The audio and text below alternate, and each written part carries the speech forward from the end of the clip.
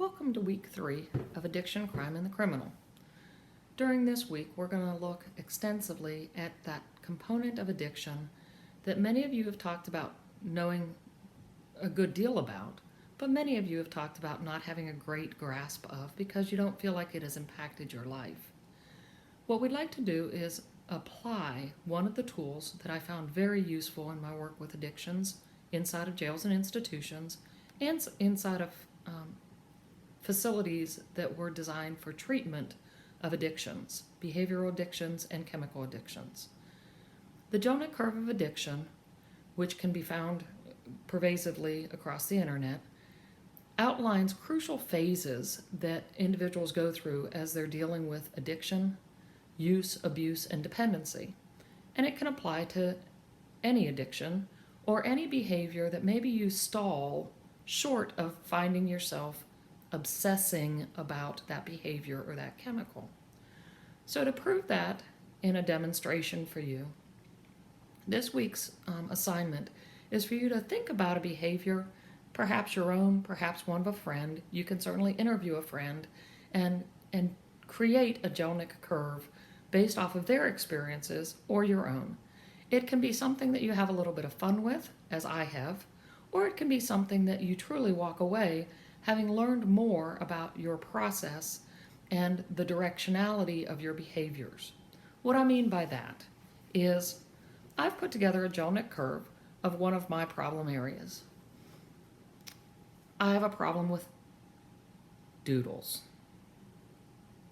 And so what I've done is I've taken the format, and what I would like for you to do is take the format of the addiction curve and apply it to a behavior or a chemical or a soda or a cigarette or anything that you would like to work with or develop, apply to yourself.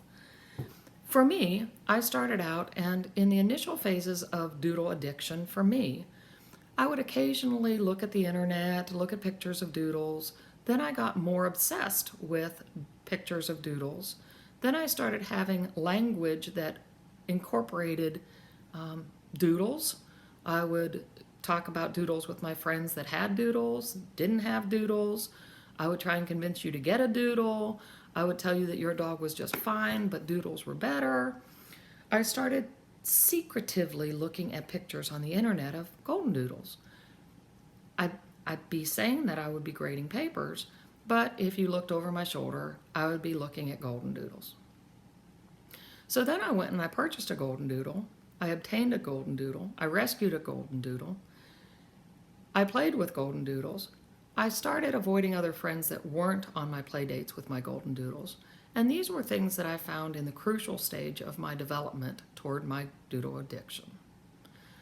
Ultimately, I started thinking more about doodles, and I didn't think at all about other pets in my family, like the cats or the iguanas or the fish or the other dogs that might have been in the house. And so those responsibilities started falling to the wayside, and I started having a lot of thoughts about the doodle at the expense of the other responsibilities that I had.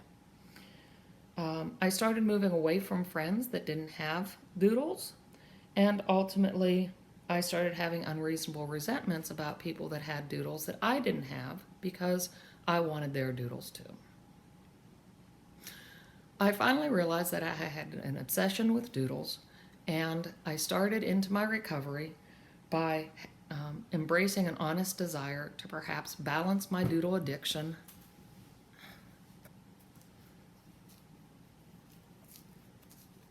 by seeking help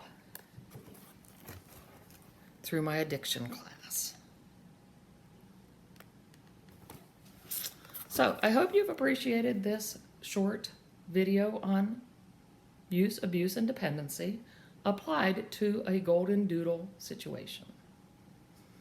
I look forward to seeing your application. Thank you.